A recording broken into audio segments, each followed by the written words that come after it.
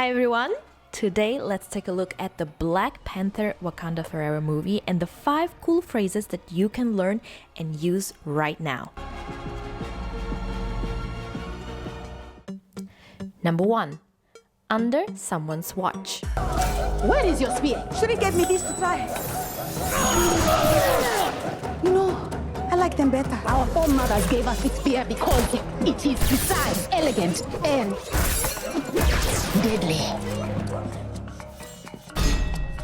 It will not change under my watch. Under someone's watch means that something or someone is being monitored or supervised by a particular person. Think of it like a lifeguard who's keeping an eye on all the swimmers to make sure they are safe. So when someone says under my watch, it means they are responsible for making sure everything runs smoothly and nothing bad happens. In this scene, Okoye says that she'll make sure the change won't happen. So she will be herself responsible to supervise the situation to make sure that things don't change, the traditions don't change. One verb that we can use with this phrase is the verb to be. I'm dog sitting for my friend this weekend, so the dog is under my watch until she gets back. The teacher made sure there was no cheating happening under her watch. Alright, let's try to say the phrase. Watch, watch, my watch, my watch, under, under. So remember, san, under my watch, under my watch. Now pause the video and practice saying the phrase. Number 2, spare the life. It's beautiful. It's made of vibranium. Yes, in the depths of the ocean, I brought the sun to my people. I know you wished me to spare the life of the scientist, but now you see what I have to protect. Spare the life means to choose not to harm or kill someone or something, even though you have the power to do so. It's kind of like giving someone a second chance or showing mercy. For example, if a spider is crawling on your arm, you might decide to spare its life by gently brushing it off instead of squishing and killing it. For example, like in this scene, Namor says that he knows Shuri wants him to spare the life of the scientist. So she doesn't want Namor to kill the scientist. She wants him to show the mercy. In this phrase, spare is the verb that you can change into any tense that you want. I have spared the life of many insects by releasing them back into the wild. The king spared the life of the traitor who betrayed him. By the end of the year, we will have spared the lives of thousands of animals by promoting animal welfare. Life, the life, the life. Spare, spare, spare the life, spare the life. Now pause the video and practice saying the phrase. Number 3, not do it justice. So, Miss Riri Williams, what do you think of Wakanda? Stories just don't do this place justice. It's great. To do someone or something justice means to do, treat, or represent someone or something accurately and fairly. So, if something doesn't do justice, it means that something is so great or amazing that words or actions cannot fully describe or capture the true value. It's kind of like saying that something is beyond words or description. For example, if you try to describe how beautiful a sunset is, you might say the colors are so vibrant and the sky looks like it's on fire. But you might also add, but really, my words don't do it justice. You have to see it for yourself.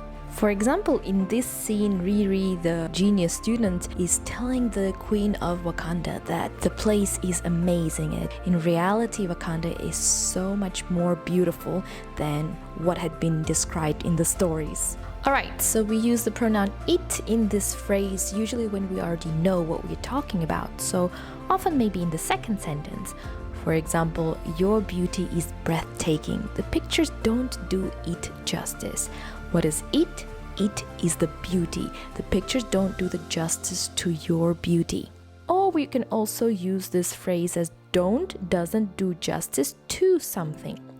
I'm sorry, but this plan doesn't do justice to your skills. I know you can do so much better. Okay, and now let's say this phrase. Justice. Justice. Do it. Do it. Kind of try to connect these two words together to make them sound more natural. Do it. Do it justice. Don't do it justice. Don't do it justice. Now pause the video and practice saying the phrase. Number 4, to have something bugged. So, you have any comment? I wonder what else your friends are keeping from you. What are you talking about? I have no unsanctioned contact with the Kingdom of Wakanda. What about the beads? What? The beads. I had them bugged before you ever even got there. The phrase to have something bugged means to have installed a hidden electronic listening device or recording device in an object or place to secretly collect information or monitor conversations. It's often used when we talk about spies who often use bugs to get confidential or sensitive information. Okay, so in the scene we learned that the beads that he uses to communicate with the Wakandans are bugged. They have been bugged before by the agent, Valentina.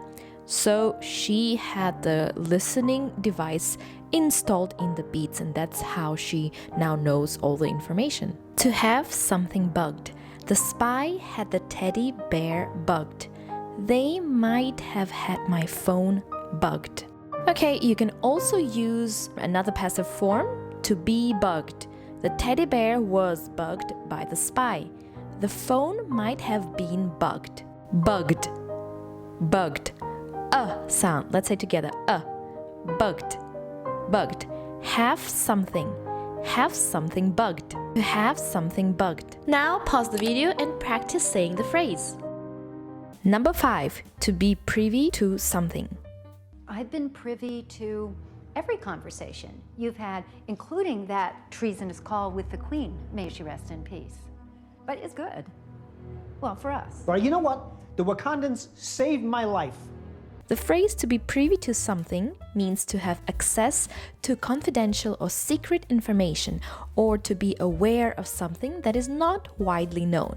It implies that the information is being shared with a limited number of people who have a special connection or relationship with the source of the information. Since the agent Valentina had the beads bugged, she got the access to all the confidential and secret information that was recorded and that was communicated between Agent Everett and the Wakandan warriors. So in this phrase, privy is the adjective, and you gotta change the verb be into any tense that you want.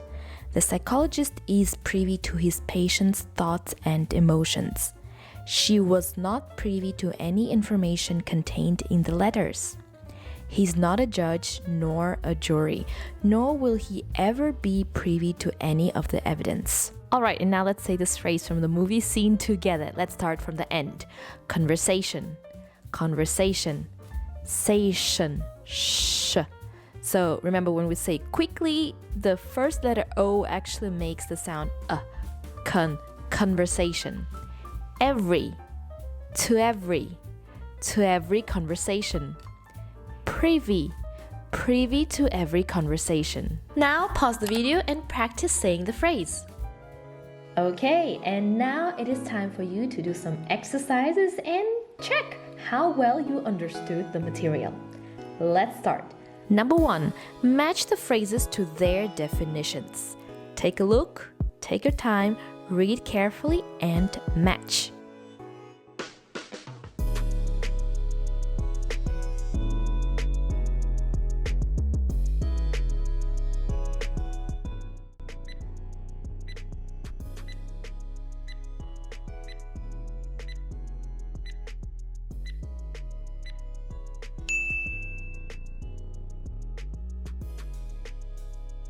Exercise number 2. read the following sentences and choose the one that contains a grammatically incorrect phrase. Please pay attention, grammatically incorrect. Number 1, under my watch, nothing will go wrong. Number 2, the picture doesn't do it justice, it's much more beautiful in person. Number 3, the judge decided to spare the life of the convicted murderer. Number 4, I had them bugs for weeks, but I didn't find any evidence. And number 5, only a select few were privy to the details of the secret operation.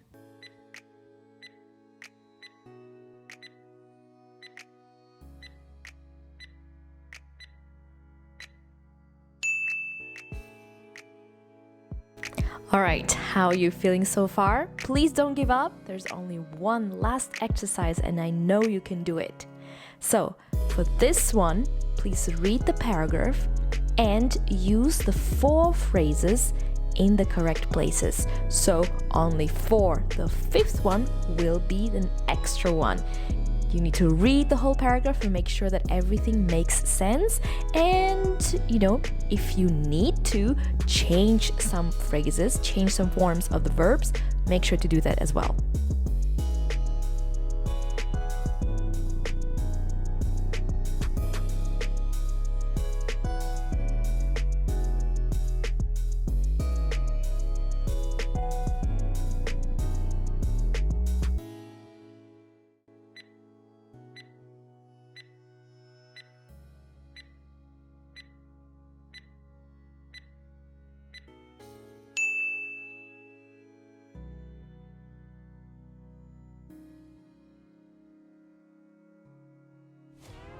Okay, so that was all for our lesson today.